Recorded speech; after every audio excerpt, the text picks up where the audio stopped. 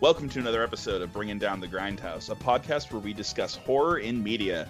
And today we have Chris Zeischegg. Is that how you pronounce it? That's as close as I think we're gonna get. Yeah, that was all right. great. Very good. All right, thanks. I appreciate that. I'm Mitch. I'm Murr. And I'm Jonathan. So, Chris, tell us a little about yourself for people who don't know. What should I say? Well, I guess I'm on the podcast mostly to talk about a new book. So I'm an author. I have 4 books out. The most recent is called The Magician, which is kind of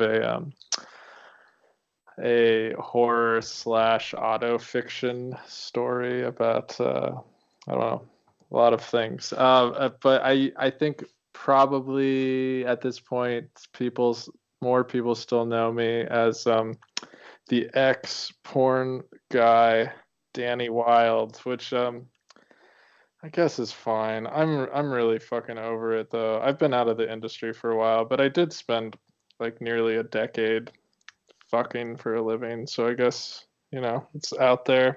But I think it's probably fading away. I fucking hope. Shit. Damn.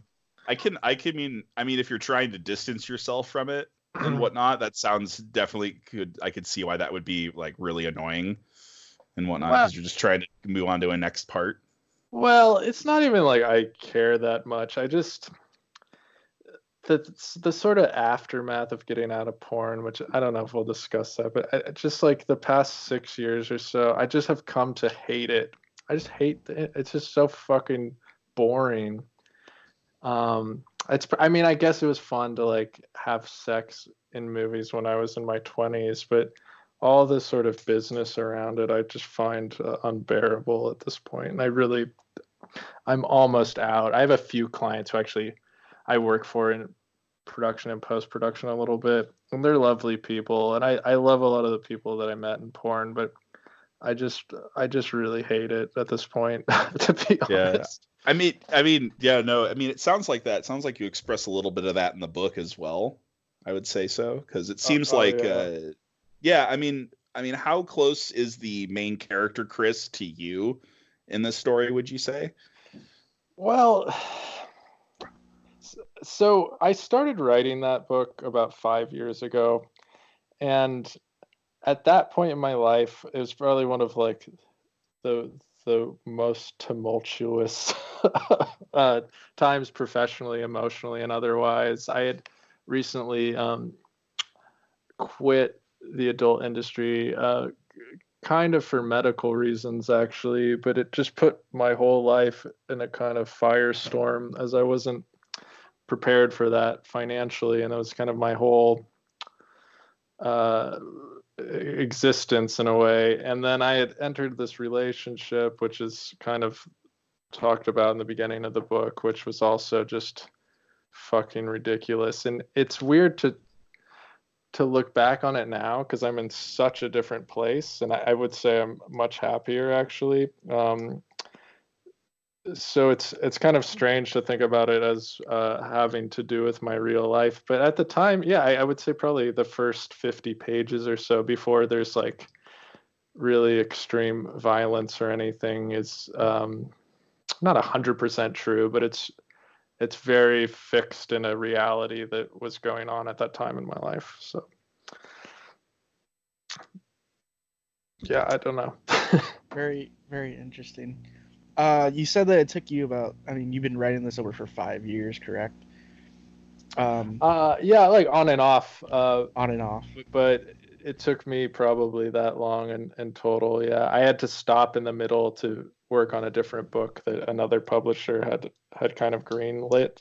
So it was about 2.5 years. Then I took about a year off, and then I came back to it and did quite a bit of work on it for another year or two. In the beginning, I believe you're going to, was it Al-Anon meetings and whatnot? Did you actually attend some of those in real life, or? Yeah, like Al-Anon, which is essentially the 12-step version. So, there's like Alcoholics Anonymous, Narcotics Anonymous.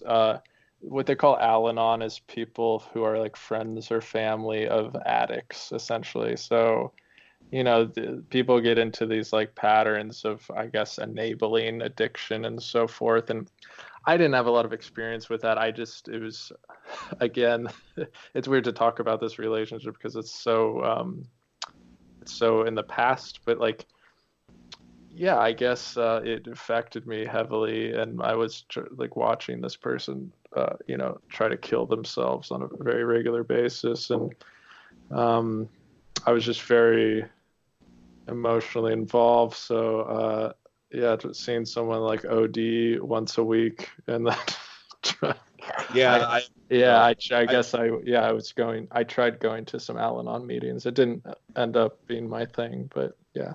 Yeah, I mean, I've had some past experience with addicts and whatnot, and being involved with them, things like that, especially like romantically.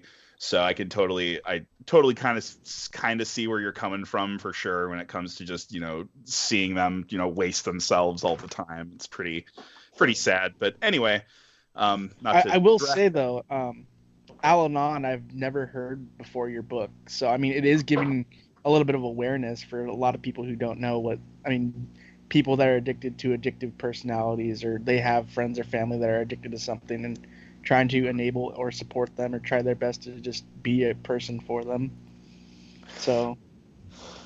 Yeah. Well, interesting. I guess, yeah, it's not, I don't think it's as common of a thing. And the addictive quality of being into people who are drug addicts or alcoholics is like it's not as a black and white thing, you know what I mean? But you're supposed to go through the same 12 steps apparently.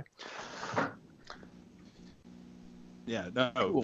Yeah, I didn't know that about. I didn't even know what Al-Anon was before either. I didn't even know they had like a program for that. So it is interesting. I think Merg brings up a good point about how it brings awareness to that idea. So it could be helpful to some, but being addicted to addictive personalities is also an interesting point as well. Didn't even consider that about it.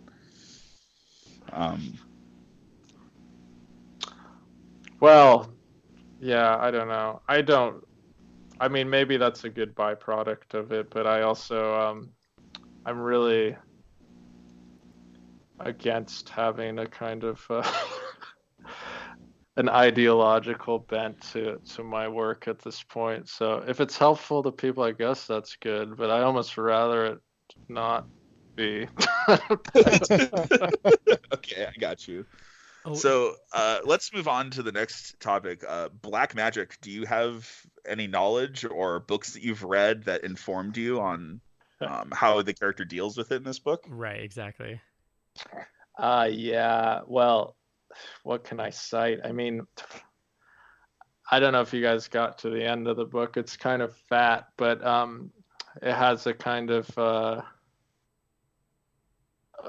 a resignation to not really understanding any of this. So, and I think that mirrors a process that I went through.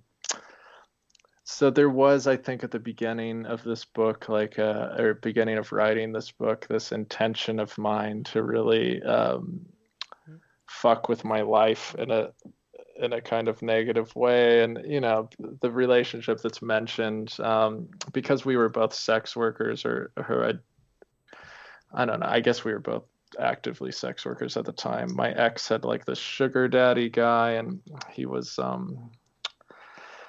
I don't know how like evil he was objectively, but certainly like he and I did not get along, and he threatened to kill me on a number of occasions. And so I had found this idea to kind of mix some sort of like magic, or in the sense of like performance art, to try to figure out like how you might kill someone in the real world with this. I don't know if I believed that it would work, but I thought it would be like an interesting concept for like art, although it sounds like kind of like a 15-year-old like Marilyn Manson thing at this point. But I feel like that's just anyone looking back on their own work. You end up not liking bits and pieces of it as you've had more time to analyze it. But reading it through on a first read, it does seem like it's someone dealing with all these situations and possibly some things that came through for your own emotions, and a way of analyzing them and going through all the feelings as well. Or at least that's what I got when I was reading it. Yeah, I think that's probably accurate. And yeah, I did read a lot of black magic books. I just a lot of the stuff that seems like it would be real, or I don't know, it's very complicated, like from the sort of like medieval translations and so forth. And I was not going to spend like a week taking off work and doing all these bizarre rituals to like figure out. So, at the end of it, I just kind of made my character like myself, who was just kind of I feel like the book is about like a lack of understanding and in a lot of aspects of life, and sort of like exploring things without ever sort of grasping them fully. It's sort of like the character sort of accepts Christianity as it is presented to them, as well as how black magic is presented, and then sort of like a divide in which one will potentially save me, or so I'm told it will save me. Yes, exactly. Yeah, that's sort of what I was getting out of it as well. I really liked one of the things I liked is there's a festering wound that represents I guess a possession on your character's part. I don't know. Yeah. I just enjoyed it like thematically, how it like smells of sulfur and it just never goes away. And I don't think I've ever seen a possession depicted that way before at all in the stories that I've read anyway. So I thought that was very interesting. Well, thank you very much. Yeah, I'm glad you like it. Yeah, there you go. But another thing is, there's a couple demons that are mentioned in it, like Elam and whatnot. Were those the ones you made up, or did you find those names? No, I found them, though I'd be hard pressed to tell you where at this point. I kind of go through manuscripts and make notes in a little notepad I have, but I often throw it aside once I've kind of put it into the work, and so I don't have a very sophisticated way of going back to, I guess, my research. Right. Yeah. No. Exactly. No. I mean, I wasn't exactly expecting that, but I was just curious. So these are real things though that were present in like Christian theology and whatnot, which I find very interesting to pull from factual sources. That's pretty cool. But did you grow up in a religious household? Yeah, my parents divorced when I was very young, and my mother, well, I guess she became a Christian prior to having me, or shortly thereafter I was born. Yeah, I would say she's kind of she considers herself a fundamentalist, but I think there's quite a difference from like her community of Christians versus I think what is maybe portrayed as like a middle America style of fundamentalism. I mean, I think her beliefs ultimately are probably the same, though I find it at this point in my life just kind of, I don't know, it's fine. It's like it's her sort of social community, and it grounds her and gives her a belief system and so forth. And I think I surely rebelled against that quite a bit as a youth, and thought it was hypocritical and blah blah blah, and maybe it is. Or maybe you just listened to too much black metal. Or maybe I just listened to too much black metal. Yeah. That line just came into my head right now as I was talking, listening to you. I mean, at some level, we all sort of had that rebellion against our parents, but I think I can associate with it too, because I grew up in a mostly Catholic household, and I went to like a Catholic private school and came out the other end, and I didn't want to have anything to do with it when I left. And so knowing all about those topics and then reading through the book and seeing the videos and things like that, like the music videos, there are some religious and biblical references in there too. Were those purely intentional, or were they just kind of things that you'd come across and you felt they'd be interesting for the story? Oh no, I mean it's a part of my life.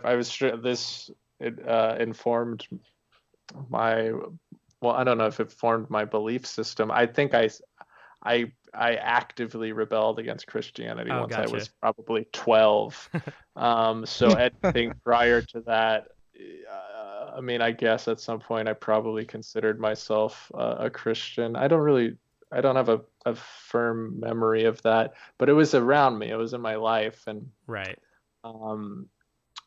So certainly when writing this story, and kind of there is a lot of this like relationship to my mother and her husband and so forth, who still really hold that belief system. And you know, I'm still intrigued by these things, and in a way like wish I could believe in it. And I don't know, and in my head I often think of myself as like getting older and getting into God or something. I think at this point in the world, I feel like it's somewhat radical, as all of my peers have become sort of like these festering leftist buffoons who worship Bernie Sanders or something. And I feel like millennials, because they have a lack of faith, have like put this in politics or something. And so like believing in God is like, at least in Los Angeles, seems kind of absurd, and I like that in a way.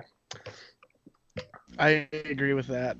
Finding God, or like trying to grasp onto religion in Los Angeles is just like, I mean, there's so many moving parts in Los Angeles. It's like the last thing on people's minds, unless you're from, East LA and you're living with like a bunch of abuelitas, Oh, right. I mean, there's certain cultures that I just don't have access to. That Right. Obviously there are many churches in LA, but like, yeah, as a middle class like white kid, yeah.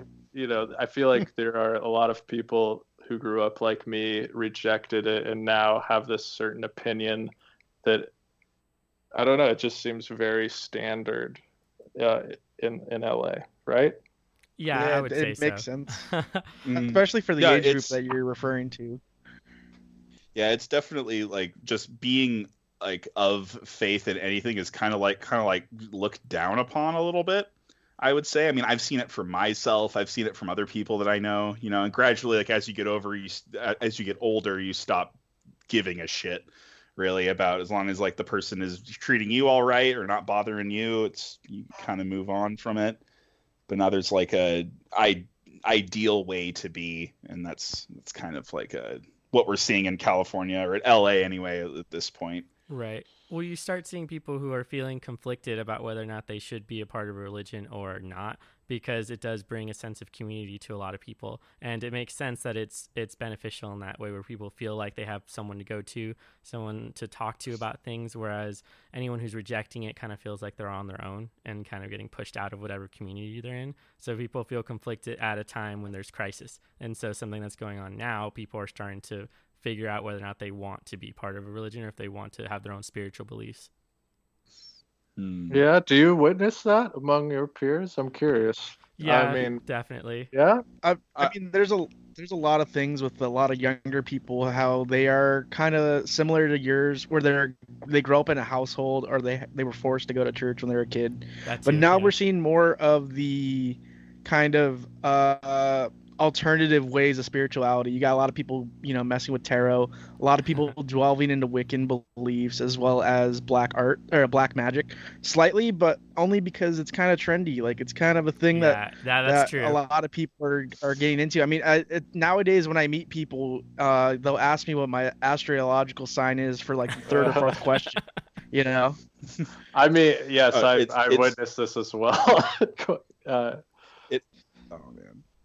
It happens all the time. I see astrology stuff. Are you astrologers? Is that a word? I mean, astrologers. I mean, I think it's more. I mean, as OkCupid would put it, it's fun to think about, but I don't know if I like fully like believe in all of it and everything.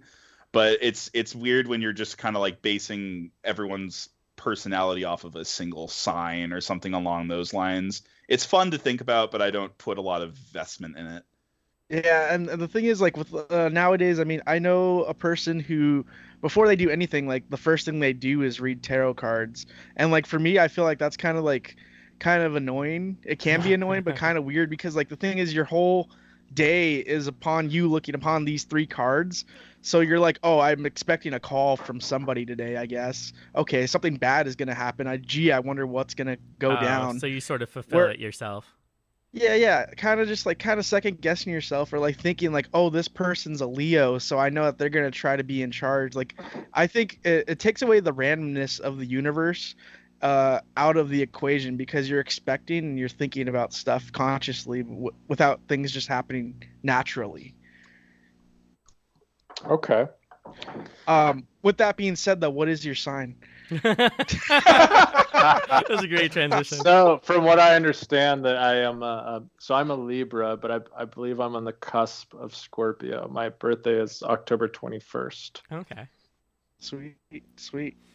Mitch is a Libra. Yeah, it's like Mitch is Libra, and then both Mur and I could do like the whole days apart. Freaking the whole sun and everything right now, but I will spare you all. Good. Wow. So, well, I'm impressed. I don't know. You're impressed? I'm impressed that you could do the whole sun. I don't know. I feel like this is meaning you could read our charts. Is that what you're saying? I know not all of yours, but I could do like my own. Like I know my own little star chart. I could read. But it's just it's like yeah. a thing. I think people think about it as like the basis of like a single sign depends or creates what your entire personality will be, when it's more so like a combination of multiple aspects. And so but I think that it is silly though, because we have this whole thing where people are like, oh, I'm such a Capricorn, therefore I'm a bitch, or something like that, that's going on, or whatever. And I think we get a lot of that. And then instead of people who've like sat down and like read about it, because I know people who have sat down and like read all of this stuff and whatnot, and they do some pretty weird things in public. Like they'll meet someone they've never met and they just like guess aspects of their chart right off the bat. And like weird stuff without ever meeting this person, but at the same time, it's like you probably could have looked it up online ahead of time if you're crazy. But I don't know. Maybe. Yeah. So for a lot of younger people, or like maybe even people your age, I mean, just like people are looking more to the stars and more to like old ways of just doing like magic and ritual. But isn't like tarot? Wasn't that invented last century by like the Crowley people? I mean, they're fairly new. I mean, they're like, you're not wrong. I mean, they're like probably within the last 100-200 years, I think, right? I read in a book, and this may be inaccurate, but it was like a book of essays about this writer who was very into tarot, and he basically described that this didn't exist before like the 1920s.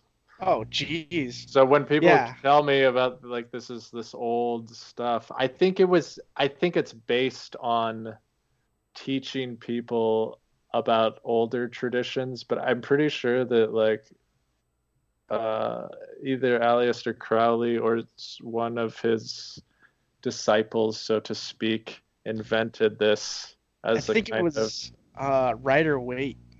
Okay. Yeah, because that's the original deck that everyone refers to. So it's fairly new then, huh? That's my understanding, but I would not quote me on that. Well, guys, you're here for the 100-year anniversary of the tarot deck. There you go. Right. To my understanding, the tarot cards, the card decks themselves and the images that appeared on them were pretty old. They weren't used for the purposes that they're used today until like the late 18th century, and then like Chris was describing, they became popular because of certain occultists that kind of put certain images onto it and then put other meanings attached to it. So it became what we know of it now, just like less than 100-200 years ago. Interesting. Yeah, I know next to nothing about tarot. I mean, except I've flipped over the cards before because my girlfriend wanted me to, or another friend of mine wanted me to. And then I know someone who is very superstitious and they won't touch the cards. They're like, nope, I don't want anything to do with it. Don't bring it near me. And just doesn't want to deal with that. I feel that. I understand. I'm superstitious, so I can get that feeling. Chris, I was wondering, doing a little bit of research for your book and things around it. Did you do any research on Aleister Crowley? I mean, I read some of, sort of. I just find all of that stuff interesting in theory, and then when I get down into it, I don't really enjoy the writing. Do you know what I mean? Yeah, you'll hear these concepts of like these great endeavors, like, the guy going to like the Great Pyramids of Giza to awaken the horror of Babylon, but the way he writes it is just so trash. You're just like, yeah, he was not a good writer. Yeah, I've even got a book of his there was like a collection of a ton of his books, and I got halfway through one and I just said, like, like reading for me is a very personal thing, and it's what I do for fun. And I set aside about an hour every morning. I get up very early to do it. And I just feel like if I get too far into a book and it's just boring to me, I can't keep up with it. And when writing my own novels and so forth, I'll only research things so far as they add something to the book. And I feel like getting into the minutia of things like that, when ultimately this is a work of fiction, if I can grasp a theme at least, and that's fine, because then I can kind of twist it any way I want. Because ultimately, I don't really care, to be quite honest, if I'm being faithful to any occult tradition. I'm probably not. And I think even within the structure of the book, by the end of it, you can kind of grasp my point of view. I don't know. Well, it became something like on its own because of the elements that you were pulling from real things and creating your own universe that these characters existed in. So it ended up being something that was unique and yours, and it worked really well, I think. I thank you. I appreciate that. But I mean, I'm glad this works, but it's probably just a result of me being very self-involved. But how do you mean? Do you feel like you were focusing a lot on yourself and just expressing certain emotions, or you were only focusing on one thing? No, I just mean insofar as like I'm having this sort of crisis with my literature so far. I've written 3 books essentially that are either strict memoir or feature me as a main character, and at this point I find it quite embarrassing, and I need to move on to something else. But I spent so many years on this book, it had to come out, and I think hopefully some people enjoy it or whatever. But it's just very much about, it's just about my own shit. I don't know, they're just processing tools that end up as books. Well, you got it down and you ended up making the book itself. So that's more than some people have done with their emotions and their creative works and things like that. So you made 4 books. That's an accomplishment, honestly. Yeah, true. Wow. I could have been playing some more Doom. It might have. Yeah, if we hadn't written those books or did any of that work, you could have just been playing Doom. Yeah, because like how many books do you guys read in a year, do you think? This one. Yeah, right, this one. I would guess like you know what was cool about excuse me. Let John Oh no, you're fine. I was thinking about it. I was like, how many books I'd say like maybe 20, 25. Oh, that's actually pretty good for these days. But that's specifically because I want to do screenwriting. So I really pay attention to dialogue, and I watch a ton of films. Like media, I take in. There's a whole lot of stuff. I have like every streaming service. I watch almost every genre. So it's like reading is really important because you get to see different styles, and you're not just in your own little bubble about how your own style kind of evolves. I absolutely agree. Though. Well, I find this, with reading and writing and all, I find it essential to my own life because I don't know what else to do in a way. But there's also this thing among writers as it puts this importance on the act or whatever. But I think in a cultural way, it's not that important at all these days, right? To some degree. I mean, the amount of people who will read this book, for example, is probably under 1,000 people. I almost guarantee you. I wouldn't say it's because of the quality of the book. I would say it's because people just aren't reading as much anymore. Well, but that's what I mean. Yeah, definitely. I mean, I read about 2 to 3 books a year, and that's very rare. And like, the thing is, the human person nowadays reads a book, but not in terms of reading a story. They just read text messages, So it's like they're getting their word count, but not in literature. Yeah. So what is the value of literature at this point in 2020? I mean, it's only valuable insofar as like a very small percentage of people find this interesting. I guess people like myself and you, sir. I'm sorry, I'm having trouble differentiating everyone besides Mitch because he's. But, no, that's fine. Who is the one reading a bunch of books? That's me. That's Jonathan. Jonathan. Well, good for you. Oh, yeah. Yeah. There needs to be some of us left in the world because people keep writing books, but I think people keep writing them without an audience more and more. Yeah, I mean, yeah. That's true. That's an interesting way of looking at it. Is that, I mean, it is true that reading is definitely kind of a thing that's going out. Like reading lit for the sake of reading, for the sake of just reading, is kind of going out. People usually read because it gives them information or something, or something along those lines. I mean, I was reading but before I started reading this one, I was reading like a Conan the Barbarian compilation from like the 30s, which is super fun. It's great. But I remember like I was sitting down there and I read probably like 10, 15 pages on one of my breaks. And then this like coworker of mine comes in and she's just like, look, what are you reading? And I was just like, I just went through like 15 pages and she like had seen beforehand otherwise. And I explained to her everything that went on, and a lot went on in 15 pages. And she was very, very surprised. She was like, you got all of that out of 15 pages. I was like, yeah, because books are cool. And I don't know. It just felt like she didn't like comprehend that so much could be so much could be explained in 15 pages or 5 or whatever it was, the number. Yeah, I'm hallucinating while I'm reading pieces of wood. What about it? Yeah, a whole movie's going on in my head, and you're over there. I don't know what you're doing. You're doing whatever.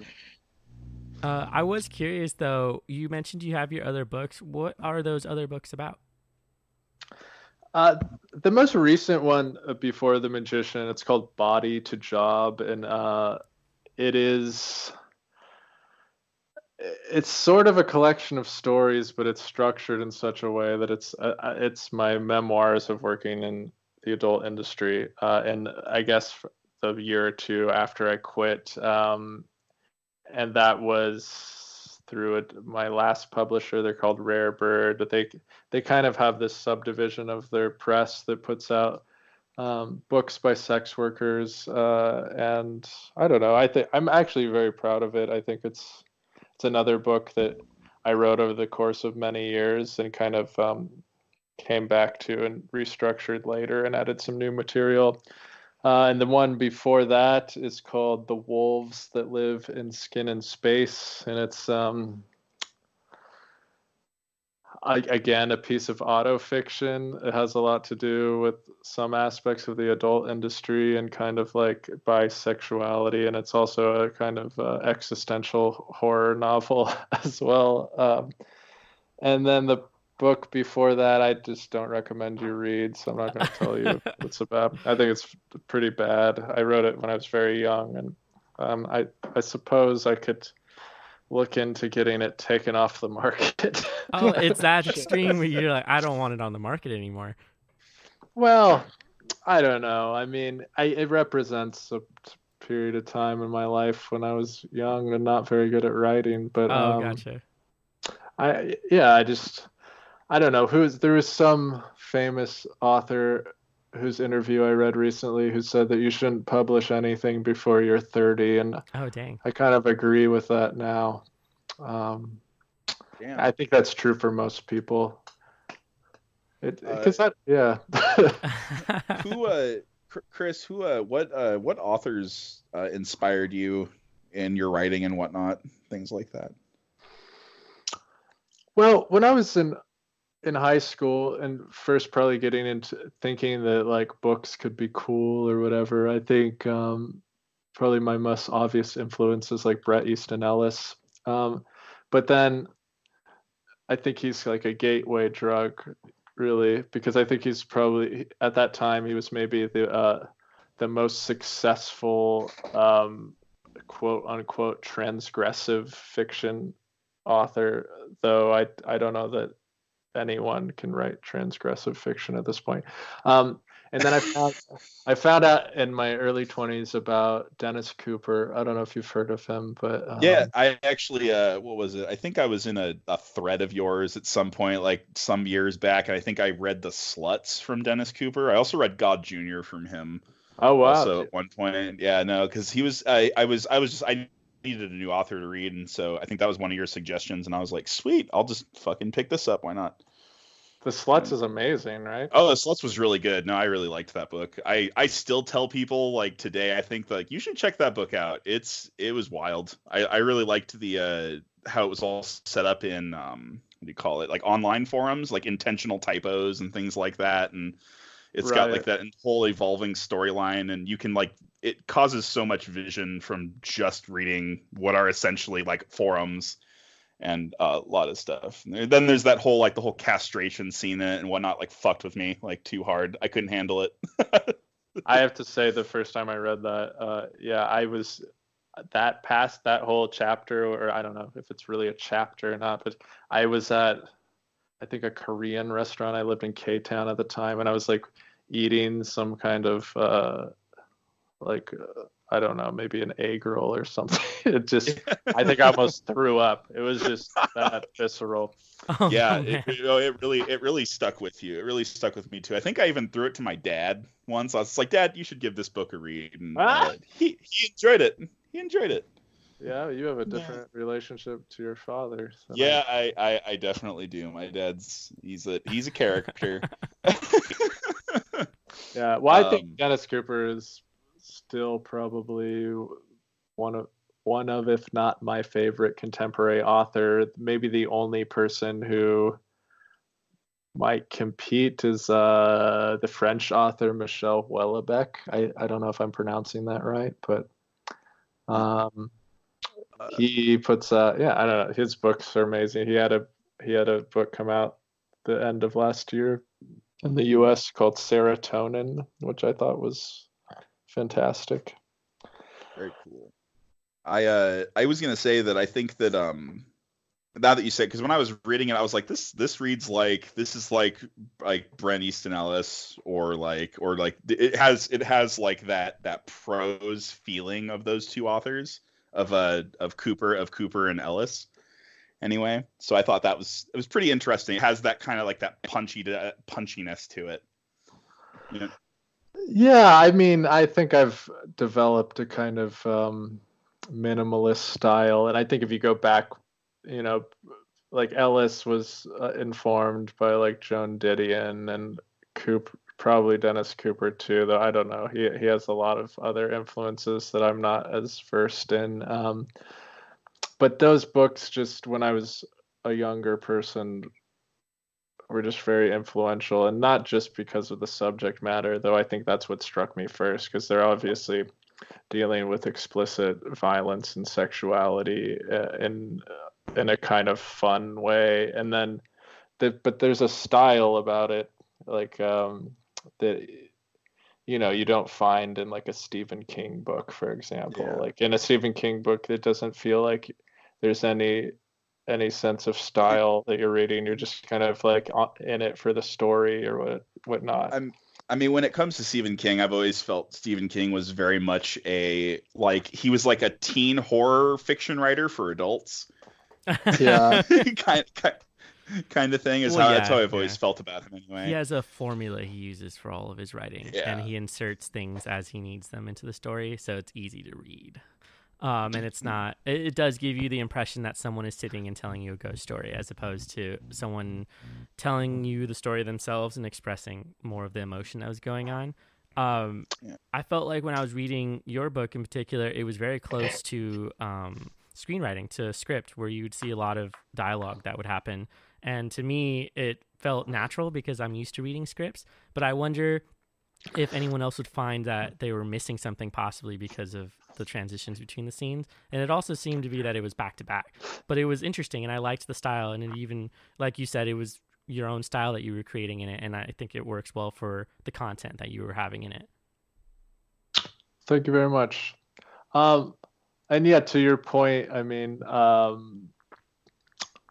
I went to film school and at one point really wanted to write screenplays, and maybe that's still in my future, though. I just found the industry very inaccessible at the stage that I wanted to get in. And at some point after writing enough screenplays, I felt like, well, I can keep coming up with these stories and submitting them to like a festival so that a panel of 10 people will read them, or I could, invest the same energy in books, and maybe it still won't have a huge audience, but there will be, at least several hundred people who will read this. And I think it's just a more fulfilling feedback loop at this point for me, novels, because I've, thank God, found a small cult audience, and I don't know, I'm very grateful for that. But I don't know, I often visualize the environment prior to writing any prose. Like, it's more of like a visual interpretation first, I guess, in the process. You know what I mean? I was curious about that. Whenever you're writing it, do you write something first and then go back and edit it, or do you usually just write and leave it as it is? Oh, there's a lot of editing, especially like towards the end. These days, I'm trying to be a little bit quicker on just getting stuff down without rewriting it constantly. But certainly, when I was first writing The Magician and with all my other books, I'm very slow, and I tend to write a sentence and rearrange it quite a few times, and a lot of times it ends up at the end actually being not necessarily like a beautiful sentence, but I think it's very utilitarian. I find that if I can't come up with like a kind of beautiful way to say something, it's at least very direct. So I always aim for the something that's nicer, but oftentimes I think I'll come up with like a sentence, and at the time I wrote it, I probably thought that sounded very nice, and it's in retrospect, it's kind of embarrassing or too flowery or something like that. You know what I mean? Get that feeling so much. I feel like anything that I write is predictable, and that it's something that sounds cheesy, and then I'll show it to someone else, and they're like, no, this is good. And I think it's just my own inner voice being like, nope, you've seen this before. This has been used a lot. That kind of feeling. I mean, some of the best writing that we do comes from what we understand. Yeah, totally. And what we already. So that makes a lot of sense why you'd be like, I can already predict my own story. Yeah, exactly. And then also I feel like is just a plague that comes with being a writer, where you're like, everything I'm doing is awful. I don't want to share this with anybody, but can you read it? And so you just end up feeling weird about it. Oh, man. So Chris, you put there's a short film that accompanies this book, also like what do you call it? Like a image book or picture book? Yeah, I guess we call it an art book. Book. There we go. Yeah, art book. There we go. Yeah. So the film actually isn't out. It was supposed to premiere this coming weekend at the American Documentary Film Festival, but as COVID-19 has swept the world, we're not allowed to congregate for film festivals. So it's been pushed back to September, though I may work with my publisher to do some kind of like online release, because it's not a very long film. It's like 10 minutes or 8 minutes even. But initially I had this very grand vision for this project, and one of my really close friends, her name is Luca Fisher. She suggested at the beginning of this that we kind of do this multimedia project, or maybe I came up with that idea. I don't quite remember, but she certainly championed it, and it was exciting for me at the time because, without having done any of the work yet, it was like, we're gonna have this film, we're gonna take photographs, and we're gonna have this big art show, and then I think and I was kind of funding it by doing sex work, and then it was right after I got out of porn, so I was doing a lot of kind of dangerous things, and I probably was in a state of like manic depression also, so I was willing to like put myself at risk quite a bit. Though about 2 years into the project, I no longer felt such disregard for my life, and so I entered like a better relationship, which has grown and flourished. And I don't know, just my life changed in a lot of ways. And I had involved all these people. And basically, I couldn't keep paying for this to make like a movie at the level that we were trying to make it. So what we ended up doing with the footage is taking these kind of visual tableaus that we created, and I wrote an essay for this book, and then I even chopped that down further to this narrative that's a voiceover in the short film that's basically describing like why we made this or why I made this, and then why it just kind of didn't work the way we wanted. So that's like essentially why it's become a documentary rather than kind of a 1-to-1 ratio to the book. Okay. I'm really glad that you mentioned that you condensed it down into like a tableau, because that's what I felt like it was when I was watching it. And it was very specific images that would evoke the most emotion and understanding of what was happening on screen. And so watching it, I felt like I was able to get certain pieces of the story that were important. And to me, it seems like something that you had mentioned was something that was larger and that you needed to condense into something that was smaller now. Yeah, absolutely. I was not envisioned as it currently stands at the beginning. And I think,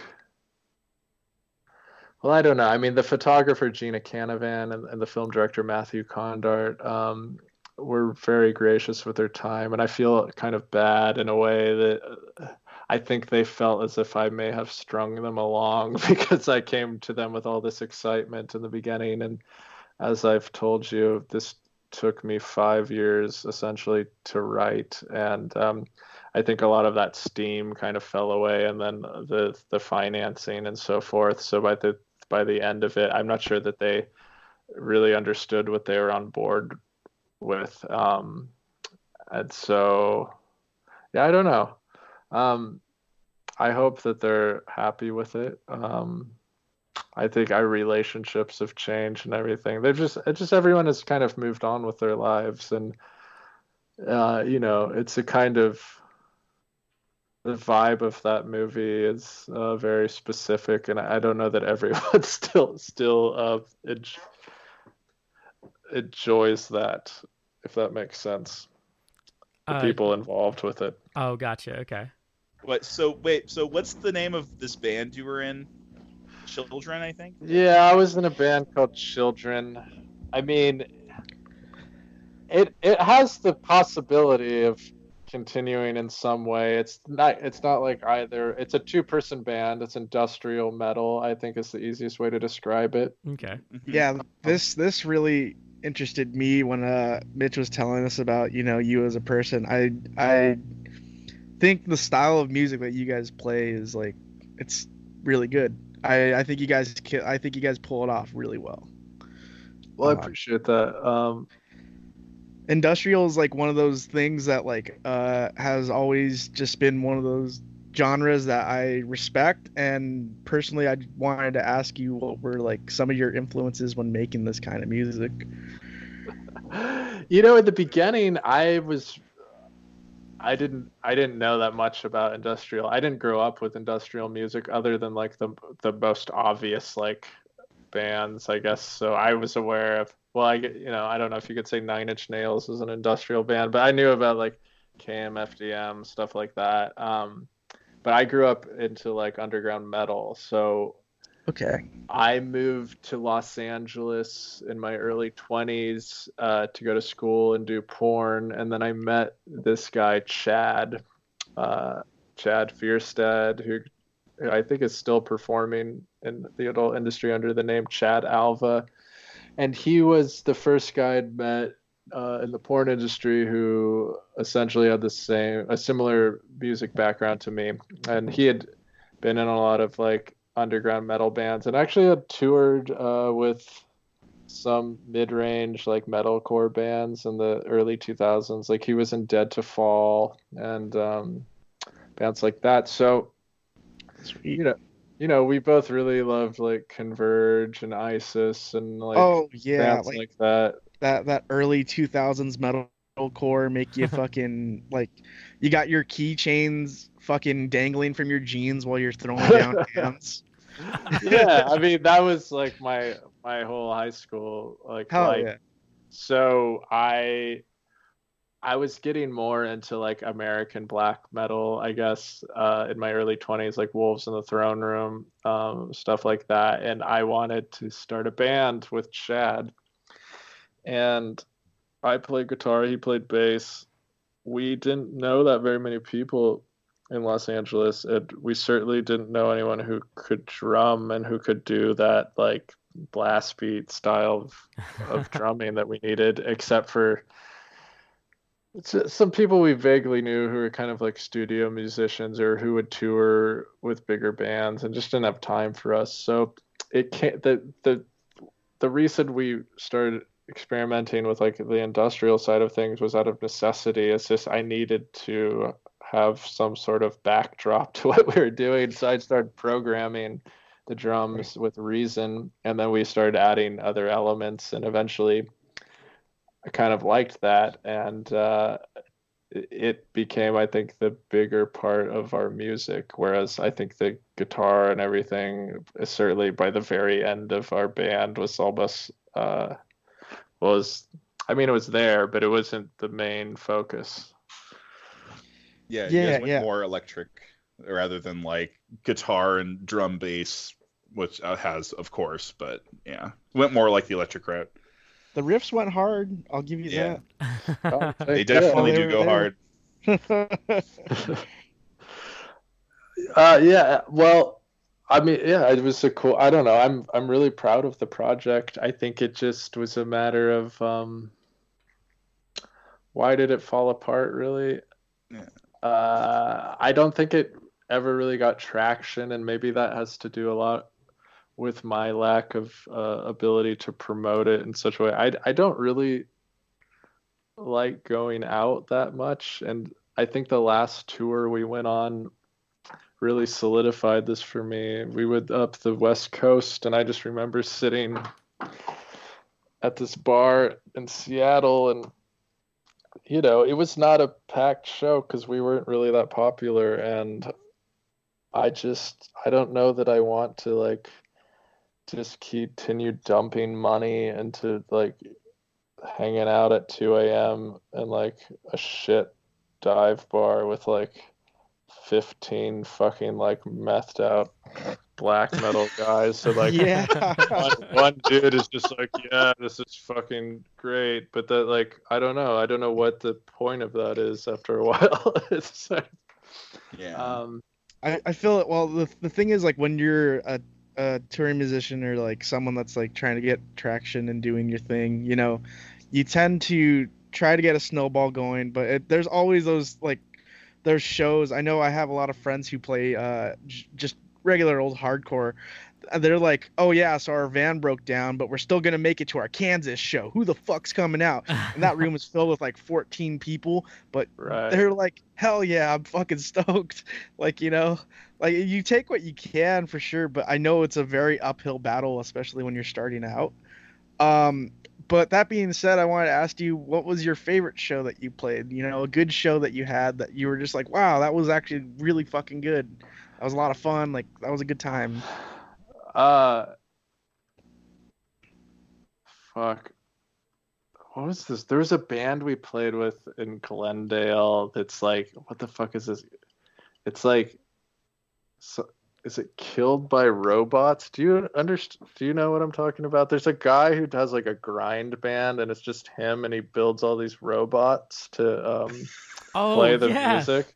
Just Destroyed by Robots. I know can't who even it is. remember the name.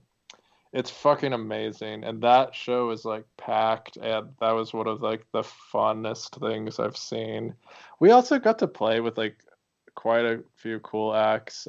We opened for Author and Punisher before he became massive. That's rad. Yeah, that's what I was thinking. Like, that's that Author and Punisher kind of style, you know, like just the guy that makes his own industrial instruments. But like, that was so you guys played with that dude before he like blew the fuck up and got on a label, huh? Oh yeah, we played with him at like a piece of shit bar. Like no one was there, and I mean, he had kind of a following at that point, but like it wasn't like he was from San Diego, right? So if he played LA, it was kind of like a toss up. If he did it on a weeknight, like 10 years ago, it might be like 30 people would be there or less, and it was that kind of situation. I mean, we were thrilled. It was because I think when we first started, like I was still in that mentality, and I think you have to be to play that kind of music and to be into going to shows. That it's not like about how many people show up. There's something, you know, you're getting to play this shit. But you know, I'm getting to be an old man. Like I just don't Chris likes to stay indoors. I just don't care anymore. And also Chad, my bandmate,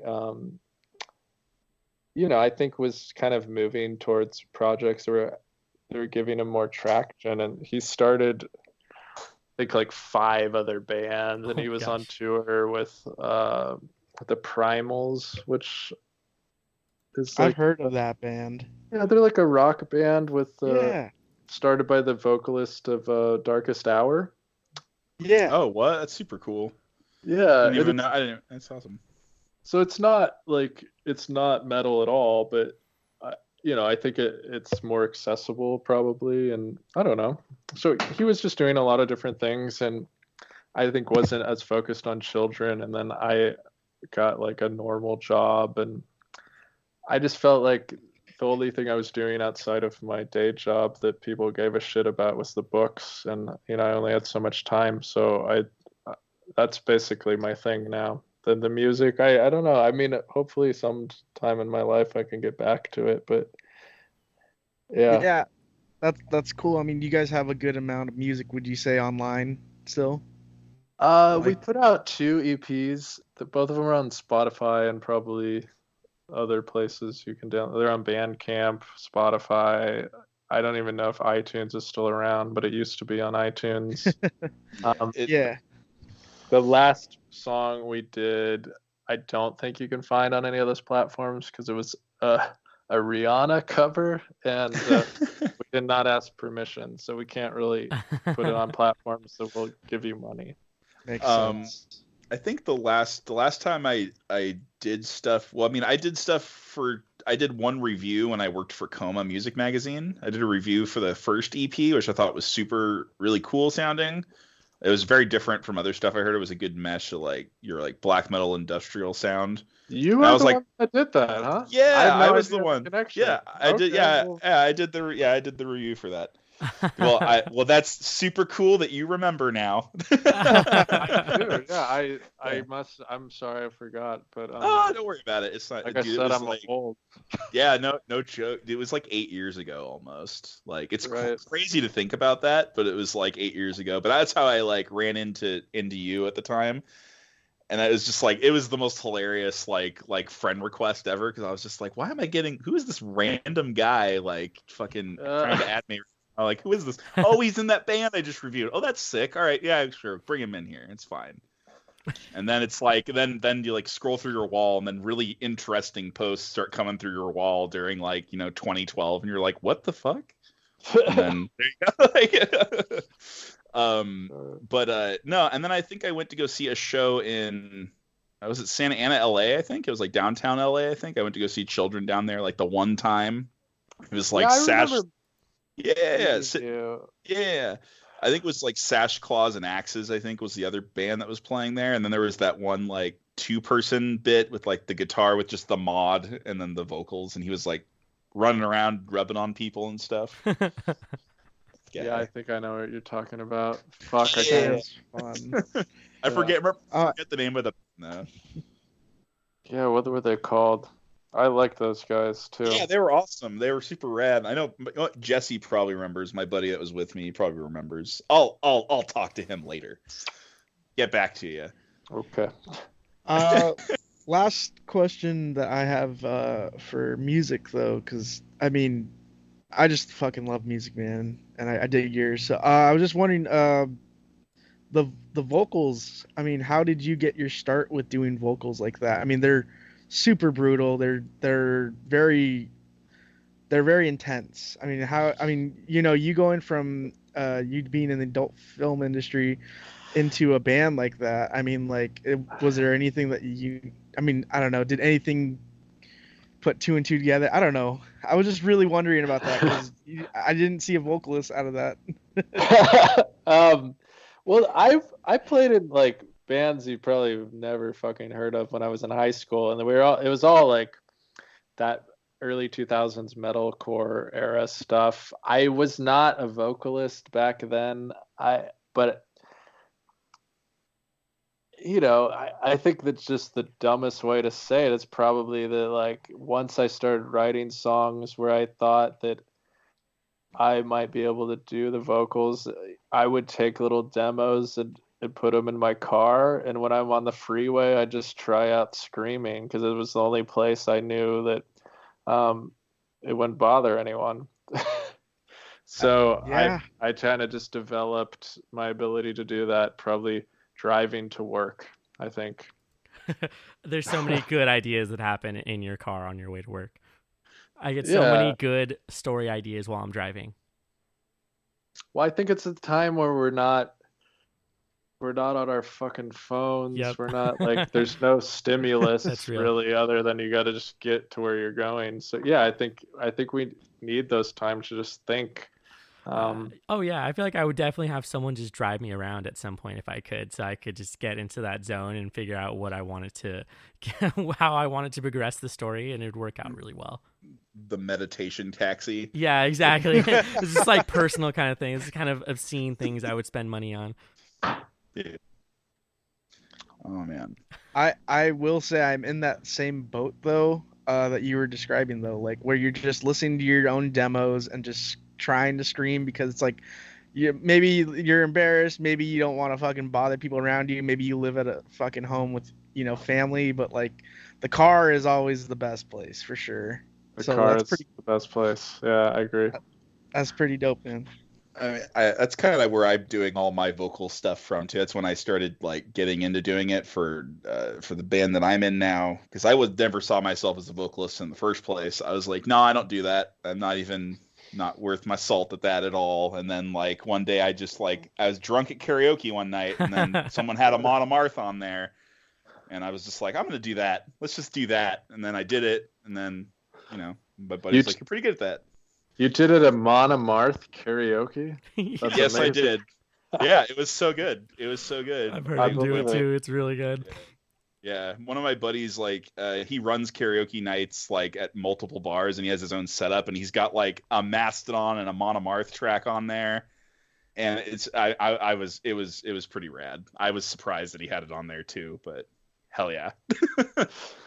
Where do you see your career going now? What are you going to focus on, like a project? Is it going to be writing another book? Or are you going to try to focus on some music, things like that?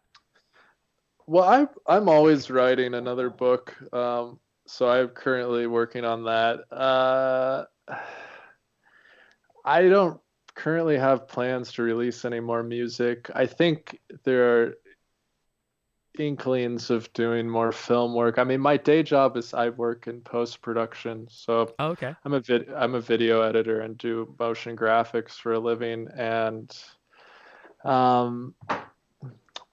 I'd love to get a film off the ground. I don't know if I can say too much about like my plans to do that because I don't think they're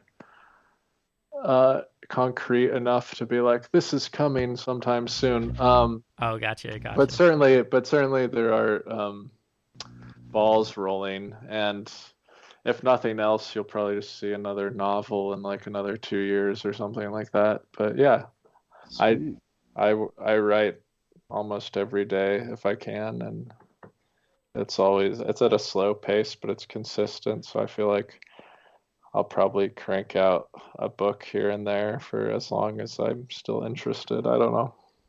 It's true. You can write very well into your old age. So it's always a thing that you can do. And it's always good to work on things. Like you mentioned, you're writing consistently, and that's a hard thing to do.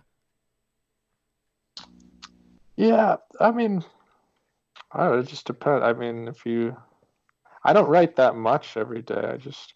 I get up early, and it could be just like a paragraph even. Right. But it keeps you I think, engaged with what you're doing. I think if I let it go for too long and I don't, I lose track of what I was thinking about at the story, the themes, the style. And then it just becomes like, I don't know if you have the same experience, but if you like haven't written for a couple weeks and you come back to it, it takes me probably a week to get back to something that I think is worth keeping. I don't know. I definitely had to figure out that if I am not in a good place to be writing, that I have to just step away from it for a second. And sometimes that involves me stepping away for a couple days. And when I come back, I usually have much better thoughts on what's going on there. But I also pre-plan really heavily for a lot of things. So I have a lot of things laid out before I get to the actual writing. And then I usually would go with just whatever comes into my mind for it. And then I'll go back and heavily edit things. And that usually works out much better than me worrying about what it'll be like the first time around, because that's sort of what gets a lot of people, even people who do other creative works like painting and whatnot. They don't want to put paint to canvas because they feel like it's not going to be very good. But just getting started is usually the hardest part about doing that. Yeah. Oh, and that sounds like a good process. I mean, I think for anyone, it's just you have to pick a process that works. Oh, definitely. Because if you're not doing anything and then that doesn't work for you, obviously. Someone gives you advice and it's not something that like makes sense for your life. I don't know. It just doesn't. Anyway, I feel like I'm rambling. Not at all. So we would definitely wanted to get to a section where, if you're comfortable, would you be comfortable talking to us about some of the porn industry? Yeah. So yes, I'll just say the addendum. I don't know how accurate anything I say is in terms of how things are now. Right. But I have some idea. I have like a few toes left in the industry. I think Murr had the most questions, to be honest. Yeah. Yeah. Let me check. Put me on the spot. Flip some pages. I think I've got something here. Just a real fun one, just for you. So obviously you've been to adult conventions, right? While you were in the business, I was wondering, what's the weirdest fucking thing you've seen at an adult convention? At an adult convention? Yeah, just weirders out there. You're just like, okay, I've seen that today. All right. I'm probably gonna let you down here. My I don't know that I have a really weird experience at an adult convention. My adult convention experiences have always been when I was in a relationship with a fellow performer, and I often, because I hate them, to be quite honest. It's like I don't want to really interact with people who masturbate to me, and but it's because I predominantly worked in straight porn. I also wasn't a focus of attention most of the time. So if I was dating a girl and she was in the industry, often she had to go sign for a company or something. So I would go and kind of be her, I don't know what you would call it, but I would be there for emotional support. And then she was always like, this happened there was 3 girls I accompanied to porn events, and they're fucking cranky. And by the end of it, they don't want to talk to anyone. Their voice is hoarse. They're in a bad mood. And so I just like getting them food and taking them back to the hotel room because they're just pissed off. We didn't do anything that would be like crazy or sexual. I mean, it was just like, yeah, no, it's just like I've heard some weird stories about adult conventions and like just like some weird shit that you may see, or like, oh, I just witnessed that. Okay, I did not expect to see that. So I was just wondering, and like adult conventions, there's just a bunch of weirdos, man. Like as much as I could say that, it happens, I mean, like you said, it's a room full of people that masturbate to you, so I can only imagine what it's like to be there, like, hey, Danny, we need you to be here for fucking 8 hours signing pictures and talking to people who fucking get wet over you. Yeah, I didn't actually ever sign stuff at like a booth, so I don't know. And I have friends who are more into the parties and so forth, but to be quite honest, I never enjoyed going to the parties. As much as it's strange to say, because I was like fucking for a living, I kind of often found myself in like a monogamous relationship, meaning that like I would date a fellow performer, and that we were kind of we would go to work obviously and have sex with other people, but outside of that, we were just trying to live with some sense of normality. Yeah. So I was wondering, how was filming for this medium? I mean, you're probably known as like, oh, my ex porn star friend, most likely, right? And author. Like, I mean, the thing is, like, when I was just like doing the research for this, like, little interview, I mean, it's just like, oh, check out the ex-adult industry, like people who also make music and are artists and are like authors. Right. And I was just like, oh, it's just, it's like, okay.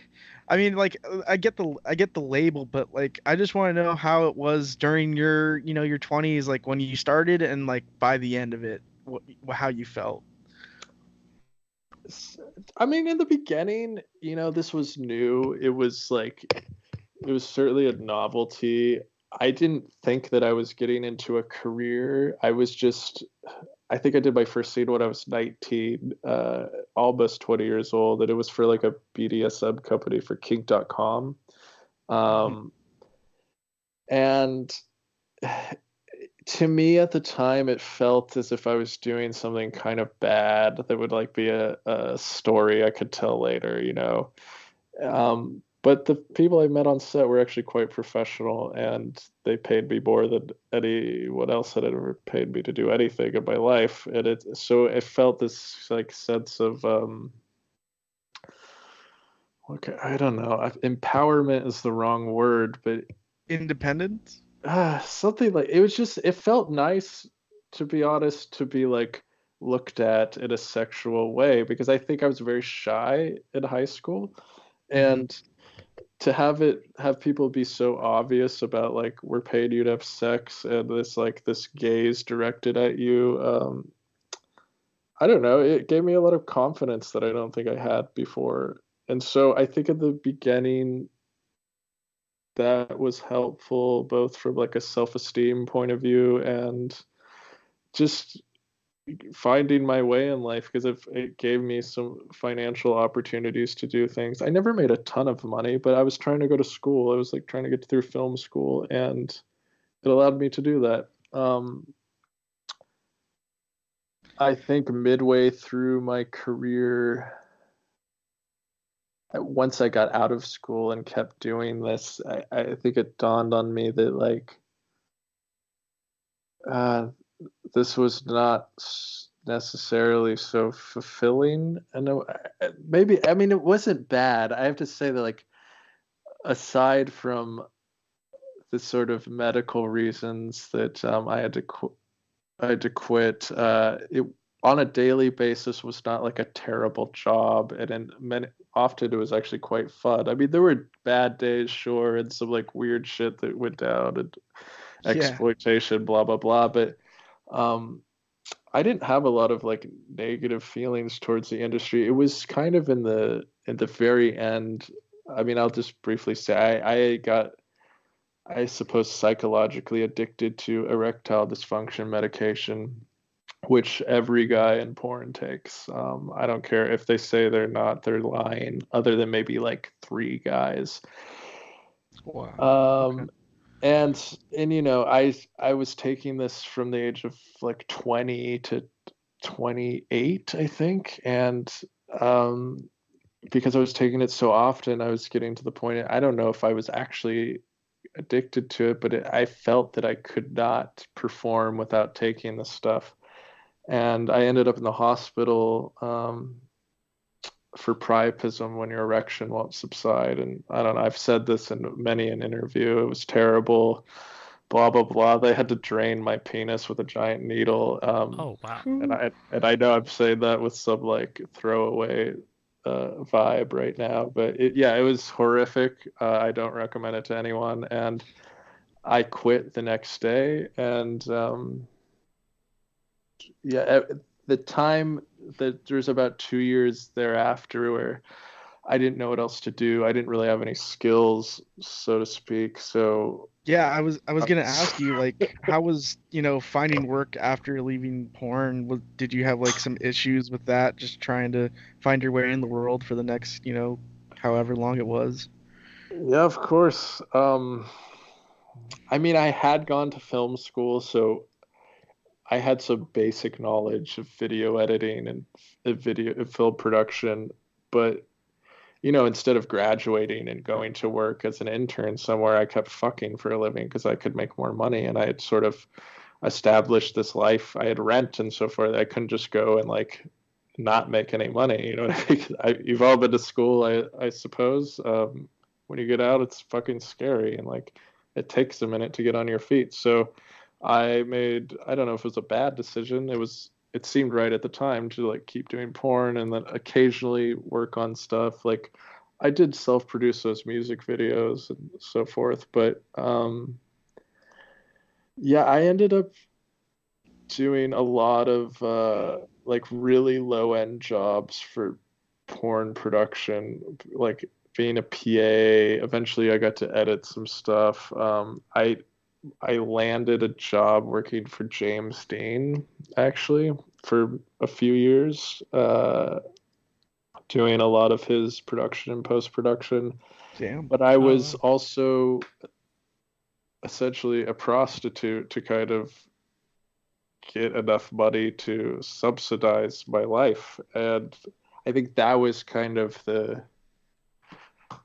the worst part of all of my sex work experiences. I find, I don't know. I feel that. Okay. That was, yeah, I mean, it sounded like it was rough, but I mean, you got by, you know, somehow. Yeah. You're here with us talking, and you just published a book, so I'm glad you're looking better, man. Thank you, sir. During the time that you were a porn star, though, did you have any normal partners who weren't in the industry, and like, how would they feel about you, you know, being in that industry? And like, how often would you disclose it to them? Would you be like, hey, look, I fuck for a living? It didn't work. I mean, yes, I had sex with people who weren't in the industry and probably developed crushes and so forth, but it was always one of two things. One is I think people kind of thought of me as like a novelty, like oh, I get to fuck a porn star, and then for me to do that, it just feels like there's this pressure or this like, it just, I don't know, it's not enjoyable, because then it feels like I'm putting on a show. And then the other end of it is, even if people, because they think they're so fucking like sexually progressive that they don't have feelings or whatever, think that they can deal with this. I think it's very difficult for anyone who's not doing sex work to date someone who's doing sex work. I mean, I don't know if I know of anyone who's had a really long-term successful relationship like that. I think it can work if you're both doing it. And those were my relationships that were, that lasted for a few years. It was with other people who were also in porn, because I think we had an understanding that this is of what work means and then what our personal life means. But I never found a balance outside of that. Makes sense. I think nowadays we're seeing a influx of just normal people who do sex work on the side. Right. It is a side hustle for them. Like you see, I mean, even with this COVID-19 stuff, I have about 6 or 7 friends who have made OnlyFans within the last week. Right. And I think right now we're in like kind of a weird, not a weird time, but it's like a time where your partners want to support you no matter what. Because the thing is, I feel like porn, being in the industry, like actually doing scenes with other people, that is a lot. It's a heavier grasp than say you making an OnlyFans and posting butt pictures and shit. Just like, oh yeah, there's a whole different stigma right nowadays than it was say 10 years ago, when like no one was doing that for themselves and making their own money off of an OnlyFans or like a premium Snapchat. But nowadays, I mean, like, you have a friend that makes a premium Snapchat, you're dating her, you're like, hell yeah, fucking take that feet pic, get $50, Yeah, I think you're right. I mean, the fact that you're saying this probably speaks a lot to it. But from my understanding, the industry has changed drastically to even people like, here's an example. So I actually went to the Pornhub Awards a couple of years ago because my fiance, who's an artist, did an art installation for them. As crazy as that sounds, but it was very cool, and they invited her to the Pornhub Awards, and it was kind of a big awakening for me, or realization for me, that the old way of porn, the mainstream porn industry that I worked in, was really not that relevant anymore, because the people getting the awards were not these big porn stars. They were like the usernames of whoever these amateur people that uploaded it. The views that these people are getting were astronomically higher than the people I know as porn stars. And so also you see the people in the porn industry, they're mostly not making money from big studios anymore. And the people that I still keep in contact with all make their own content. They're trying, I think, in many cases, not to work for the studios anymore, because I think the only thing that really helps you with is like advertising, essentially. Like if you shoot for browsers, you're going to be put in front of a lot more people so that they'll know about your OnlyFans and your ManyVids and your personal Pornhub channel and so forth, and hopefully you'll get more fans so you can cam and hook and whatever the fuck you want to do. But we live in more of a homemade porn era, is how I like to describe it. Right. Like you said, the fact that you went to the porn awards and that it's all usernames, just like these regular people that decided to get in front of a camera, it speaks volumes about where the industry is and where it's been heading for the last couple of years. Yeah, I'm only aware of because I was, up until last year, I was still editing for a few studios, and it's just the money was getting worse and worse, and I just said fuck it. I mean, finally, thank God, like my friend and I were able to like launch his production company and work for stuff that isn't adult oriented. But yeah, I still cut for this company called Erica Lust, which they're like a European based company that does kind of like feminist feature films and stuff like that. And for whatever reason, they still have quite a bit of funding. But for everyone else I'm aware of, like, there's just no money in it. And I understand why people are doing OnlyFans and stuff like that, and more power to them. But, it's the same as like YouTube content creators and everything else. I mean, a lot of these people I think are just barely getting by because it's so impacted. There's just way too many people doing it. Right. There's a saturation of them. Yeah. If like, 300 people are making an OnlyFans, I mean, the guy with $10 is only going to buy one of them. Right.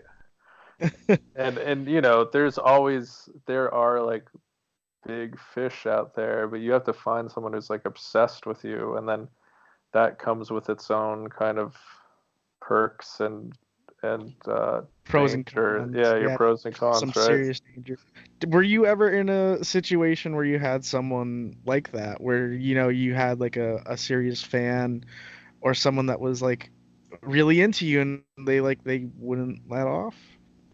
Oh yeah, of course. And some of those situations weren't terrible, and I'm actually thankful for some of them. They've got me by in really bad times. But that I would typically only do that because I didn't tend to advertise myself that much.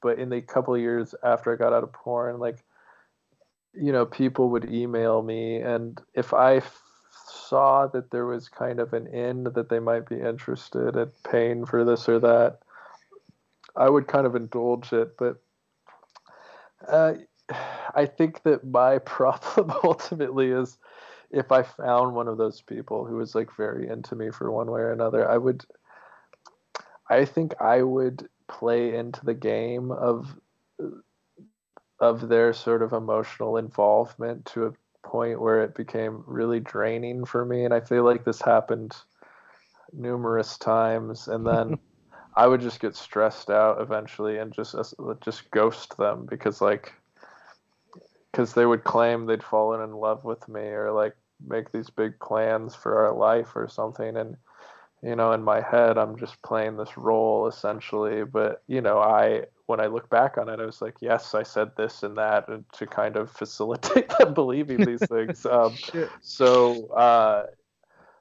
Yeah, I don't know. I don't want to do that shit anymore, and I don't, thank God. But it's just complicated. I'd rather keep my life a little bit more cut and dry. Have a relationship. I'm a big fan of just monogamy. Like, see, this is where I'm at in my life. I want to be a Christian. I want to get married. Right. You want to be a Christian. You want to get married. You want to just chill at home. I don't know if I really want to be a Christian, but it sounds nice. Shit. I have just like 2 more questions. How is recording your video with BuzzFeed? That was funny. Yeah. I think when I did that, it was I was still trying to kind of capitalize on being Danny Wilde and so forth. So I thought that would be a good idea. Maybe it was a good idea. It was funny. They just, they have these kind of like YouTube personalities who hang out with you, watch your porn with you, say funny things. I mean, I don't know. At this day and age, well, you do podcast. You do. I don't know. Just fucking. What else are you gonna do for fun? Throw shit at wall, see what sticks. Right. Yeah. Here we are, like 50 episodes into a podcast. I understand. Yeah. Throwing shit at walls. I hope this works. Maybe they'll like that one. Yeah. They're like, I understand this. Yeah. I think. Oh, do you have one more question, Mer? Yeah, just the last one. For for you doing this in the industry, what kind of workout regimen were you like doing to yourself to be able to keep up with what the industry was wanting? Like, was it very intense? Were you like working out as like after work? Like, what kind of Well, I wasn't always paying a crazy amount of attention. Certainly when I was in school, I was probably in less good of shape. I think when I was at the height of my career, when I had kind of decided I was doing it for a living, I paid really close attention to my workout routine. I would fuck. I would come home most days of the week and go to the gym. And I was in great shape, and I wish I was in that good of shape now, but I do not fuck for a living, so it's hard to. I work out still, now, but Chris. Yeah, you know. We're trying to get married. We're trying to just chill out at home, remember?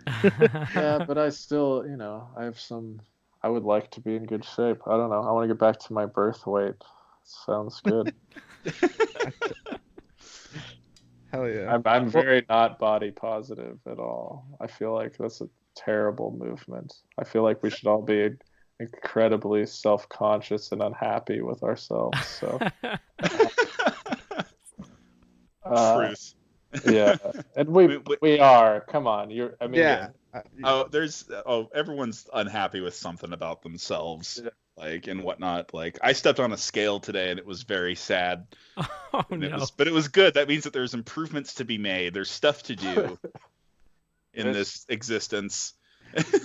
I went to the doctors a couple of weeks ago before this COVID shit, and they had to weigh me, and it was devastating. I don't know what to say. Devastating. Murr, are you done with your porn questions? I just want to say thank you. I know that like you're off from that industry and like talking about it could be all over the place because it was just a past life, I would say at this point, huh?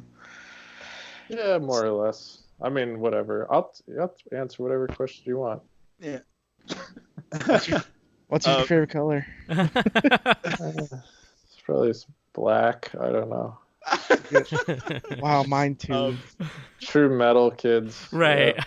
Yeah. I like greens and reds and blacks. Really? You're like a Christmas metal kid, huh? Christmas metal. You're not wrong. Oh, that's fair.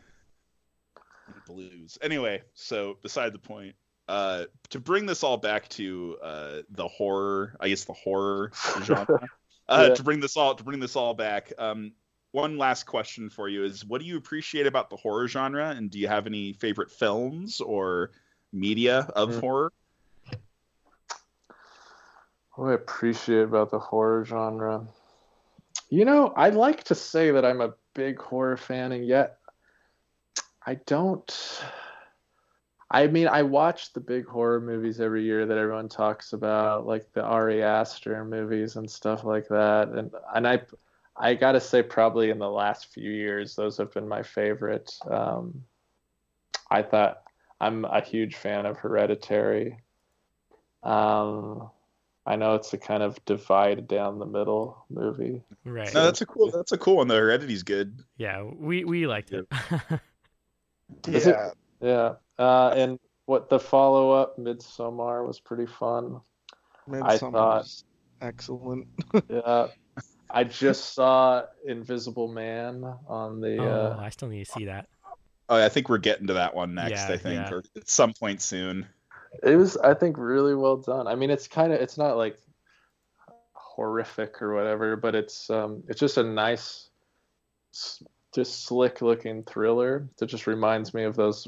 We used to have these movies in the 90s all the time, and I don't know, now they need to be a little bit woke, I understand, and it certainly has that vibe, but I thought it was really good. It was just kept you on the edge of your seat. In terms of like real horror movies that I love, I mean, I grew up like very into finding anything that was just like upsetting, so I loved like kind of like the Takashi Miike Japanese splatter movies, like Ichi the Killer. Yeah. Hell yeah. Ichi the Killer's dope. Yeah, I loved fucking those early Gaspar Noé movies, like Irreversible. That's not really a horror movie, but I just like to see, I don't know, I was kind of into just seeing anything that was like over the top violent. And these days, I don't know if I care as much, but I just like something that looks really stylized. So I think the best thing we have right now is like these Ari Aster movies because he's got a budget, Mm-hmm. Yeah, A24 has been knocking it out of the park with movies lately. Real. It's just, at least I think both of those were on A24. Yeah. Weren't they from Yes, production? Yeah. Yeah. But no, they've all been making really good films lately, and like not just like as like this is good for the horror genre. They're just like good films in general. I think they're just making good movies. I agree with you. So you said that you like these more stylized kind of things nowadays, right? Yeah, I mean, kind of like something with a budget. It looks pleasing to the eye. Have you checked out The Lighthouse by Robert Eggers? Yes, sir. I went to see that in theaters. So, you know what? The end of that movie, that final shot. I mean, you've all seen it, right? I'm not. Yes. Yeah. We did a whole you're episode. good. Yeah. We all watched it. That's fucking beautiful. I love every part of that movie when they're not talking. But I have to say, I found it to be very like in the actor's studio type. Like, we're in this era right now where we have I don't know what it is, but like movies like that and The Joker, where you're obviously these actors are very good at what they do and are delivering amazing performances, but it's like I don't care about these men writhing and screaming at you for 2 hours and doing these very actory things. That's not that interesting to me. I think the moments where he's staring into the lighthouse and you see his face start to like distort, and that sort of soundtrack that's happening, and the fucking birds pecking out his dead body, and it looks like a painting. I mean, these are like really amazing cinematic moments, but they kind of like let two men yell at each other for 15 minutes at a time. I just it's not entertaining to me, I gotta say. I don't like it. I feel that it's more of like the less is more kind of thing, where it's just like they are telling you a lot out of just a very quiet scene, where you'd rather see a whole movie of that rather than just a bunch of people yelling back and forth. Yes. For example, if we're going to talk about another like big budget stylized, I love Mandy. Oh yes. Yeah, we fucking love Mandy. Yeah, we did another episode on that one as well. Absolutely. Yeah, and you don't have.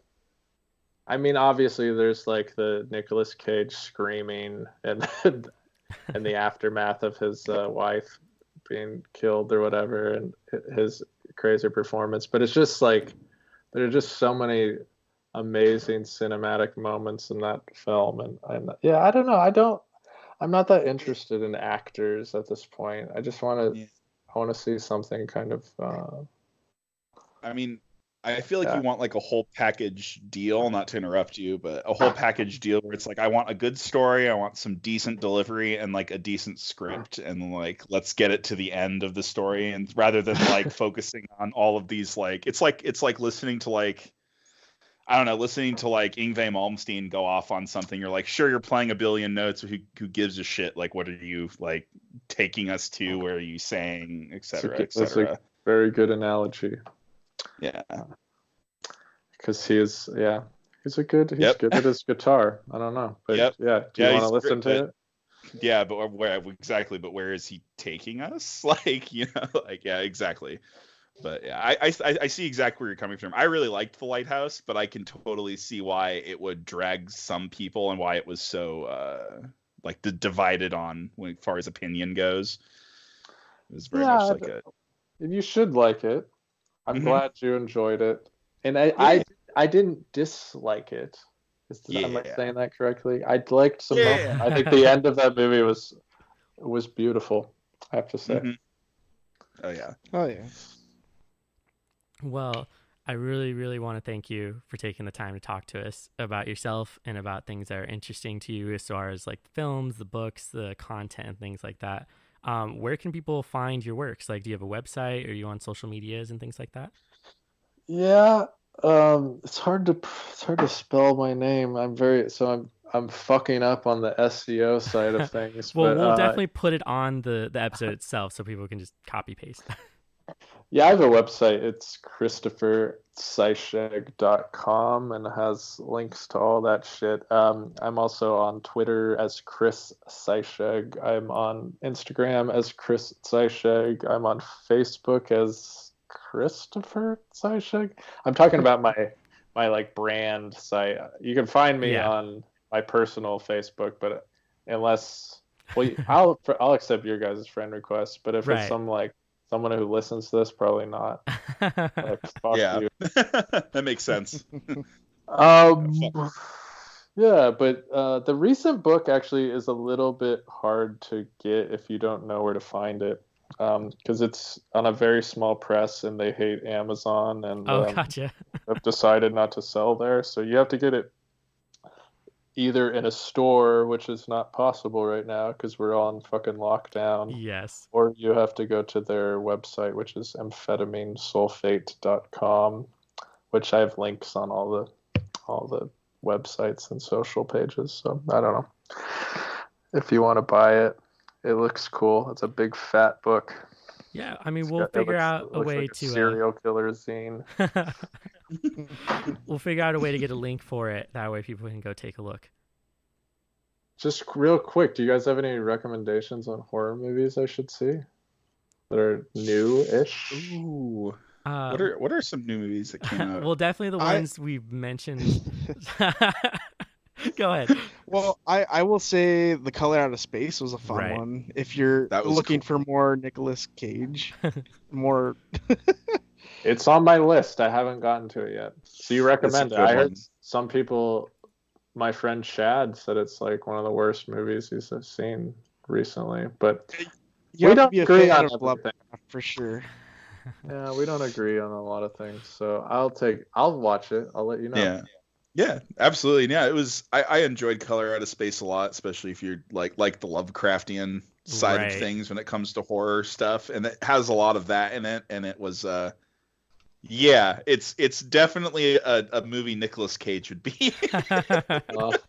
He's having like a horror film renaissance with his career, and it's great. Yeah, it's so weird. I mean, even like the director of it, he did one movie called Hardware, I think, in like the early 90s, which I haven't seen, but there's a whole bunch of horror movies I haven't seen in this world. So, but yeah, I'd say that's a recent one that was super cool. I would recommend the film Revenge, which we also did a podcast episode on. Yes. And it's exactly what it is. It's a straight revenge film where a girl gets taken out to the middle of the desert and they leave her for dead, and then she hunts these men down for the rest of the movie. Sounds good. All right. I'll check that out too. What about you, Mur? I said Color Out of Space. Oh wait, that's right. Mitch is the one. Yeah, I man, if I had like another, I mean, we've pretty much already gone over all the movies that I've seen this year that were like horror. We already talked about, Midsommar that came out not too long ago. Color Out of Space, stuff that, I mean, we've already talked about it all. Those would be my only recommendations. Okay. Well, my lady is calling. It looks like I gotta go eat dinner. Oh no! Go live this monogamous Christian lifestyle. I am gonna live this monogamous Christian lifestyle. But she would be upset if I promote the Christianity. We don't agree on this one. Hey Chris, thank you so much for talking with us. It's very great. Nice talking to you, man. Likewise. Thank you for having me on the podcast, and I hope we communicate via the internet soon. Oh yeah, definitely. Oh yeah, we will. We'll let you know when the episode's up. Yes, posted. Exactly. Wonderful. Well, have a great evening, fellows. You as well. Take it easy. Have a good night, Chris. All right. You too. Bye-bye. So before I let everybody go, I just want to remind you all we're super easy to find on all of the streaming services. So you can find us on the main ones. We are on Spotify. We're also on the Apple Podcast, Google Play Music, and iHeartRadio, or pretty much anywhere you can find podcasts. You can also find us on social media at BDTGH_podcast, as well as the website, which is BDTGHpodcast.com, and you can listen to the episodes there. But thank you so much for listening. I hope everyone has a good night. I'm Mitch. I'm Mur. And I'm Jonathan. Thank you. God damn it, Mitch.